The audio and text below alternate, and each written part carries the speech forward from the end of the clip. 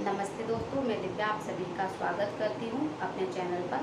आज मैं आपको क्लास 9 का चैप्टर वाक पढ़ाने जा रही हूँ, जिसकी कवित्री का नाम है ललित। ललित जो कश्मीरी कवित्री ललित को ललेश्वरी, लला, लल योगेश्वरी के नाम से भी जाना जाता है। इन कवित्री मीरा, तुलसी, कबीर और रसखान के तरह ही मानवता को प्रमुख मानती हैं। इन्हें बाग के लिए जाना जाता है। बाग कश्मीरी शैली में रचा गया छंद है, जिसे गाया जाता है। मीरा के कबीर के दोहे हो, मीरा के पद हो, तुलसी की चौपाई हो, रसखान के सबैये हो या ललित के बाग हो, ये बहुत प्रसिद्ध हैं। इन्हें कश्मीर की मीरा भी कहा जाता है और इन्होंने धार्मिक आडंबरों का विरोध किया और ईश्वरी प्रेम को ही सर्वोपरि माना। इनके द्वारा 4 वाक रचे गए हैं, जिसमें से मैं आज आपको 2 वाक पढ़ाऊंगी। तो पहला वाक पढ़ना शुरू करते हैं। रस्सी कच्चे धागे की खींच रही मैं नाव, जाने कब सुन मेरी पुकार, करे दे भव सागर पार। प्रथम वाक में कवित्री कहना चाह रही हैं कि मैं जीवन रूपी नाव को प्राण रूपी रस्सी के द्वारा खींच रही हूँ और जाने कब ईश्वर मेरी पुकार सुनेंगे और मुझे इस भवसागर से पार करेंगे। यानी कवित्री कह रही हैं कि मैं प्राण, हे ईश्वर, आप मेरी पुकार कब सुनोगे, क्योंकि मैं जीवन रूपी नाव को प्राण रूपी रस्सी के द्वारा खींच रही हूँ, जो रस्सी बहुत कमज़ोर है, कच्चे धागे की है। मैं इस जीवन रूपी नाव को प्राण रूपी रस्सी से ज़्यादा दिनों तक नहीं खींच सकती, क्योंकि वो कच्चे धागे की है, वो कभी भी सांस जो है वो टूट सकती है। यानी मेरा अंत कभी निकट है और मैं आपको पुकार रही हूँ। जाने कब सुन मेरी पुकार, करे दे भव सागर पार। और जाने कब ईश्वर मेरी पुकार सुनेंगे और मुझे इस भव सागर से यानी सांसारिक मोह माया से पार करेंगे, यानी मुझे मुक्ति देंगे। पानी टपके कच्चे सकोरे, व्यर्थ प्यास हो रहे हैं मेरे, जी में उठती रह रहे हो, घर जाने की चाह है घेरे। सकोरे, सकोरे जिस प्रकार सकोरे में से कच्चे सकोरे में से पानी डालो तो वो टपकता रहता है, रिसता रहता है, धीरे धीरे सकोरे को ही गला देता है। ठीक उसी प्रकार मेरे सांसों की डोर जो है वो टूट रही है, यानी मैं अब बिल्कुल मृत्यु की एंड में खड़ी हुई हूँ और मैं किसी भी वक्त मुझे मृत्यु आ सकती है। तो मेरे सांसों की डोर जो है वो टूट रही है।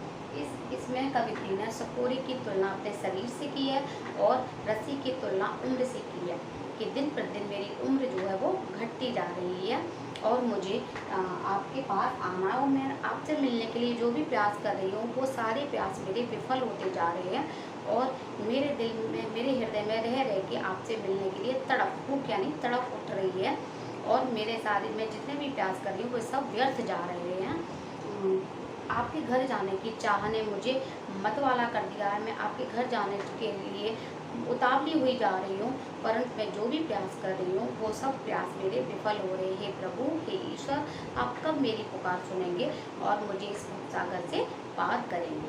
तो इस पैराग्राफ में कवित्री कहना चाह रही हैं कि हमें सहज जीवन शैली को अपनाना चाहिए और ईश्वर की साधना में लगे रहना चाहिए और तभी हम इस भवसागर से, इस सांसारिक मोह माया से आराम से मुक्ति पा सकते हैं। दूसरा पैराग्राफ देख लेते हैं। खा खाकर कुछ पाएगा नहीं, ना खाकर बनेगा संभावी। खा खाकर कुछ खाएगा नहीं, ना खाकर बनेगा अहंकारी। सम खा तभी होगा संभावी, खुलेगी साकर बंद द्वार की। सांसारिक भोग विलास में नहीं लिप्त नहीं होना चाहिए। नहीं तो अगर वो इनमें लिप्त रहेगा तो वो कुछ भी प्राप्त नहीं कर सकता। यानी मनुष्य सांसारिक भोग विलास में लिप्त रहेगा, मोह माया में फंसा रहेगा तो वो कुछ भी प्राप्त नहीं कर सकता। मनुष्य जब स्वयं तपस्या करता है तो स्वयं को बड़ा समझने लगता है, यानी उसमें अहंकार आ जाता है, वो अहंकारी बन जाता है, उस पर अहंकार हावी हो जाता है। उसे मध्यम मार्ग अपनाना चाहिए, यानी कि ईश्वर को प्राप्त करने के लिए उसे मध्यम मार्ग अपनाना चाहिए ताकि वो ईश्वर से आसानी से मिल सके, ईश्वर को आसानी से पा सके। समखा तभी होगा संभावी, खुलेगी साकर बंद द्वार की। जब मनुष्य में सम यानी समानता की भावना पैदा हो जाती है तो सुख हो या दुख हो वो हमेशा संतुलित रहता है, यानी सुख आ जाए चाहे दुख आ जाए, क्योंकि ये लाइफ है, लाइफ में सुख दुख आते जाते रहते हैं। तो चाहे सुख आए चाहे दुख आए, किसी भी परिस्थिति में मनुष्य जो है वो डामाडोल नहीं होता, उसमें समानता की भावना बनी रहती है। खुलेगी सांकत बंद द्वार की।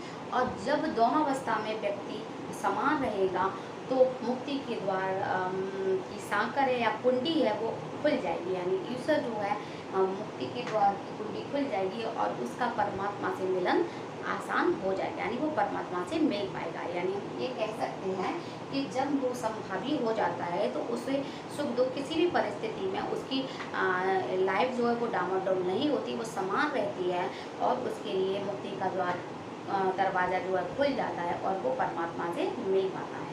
तो ये था वाक। बाकी के 2 वाक मैं कल लेकर आऊँगी। धन्यवाद।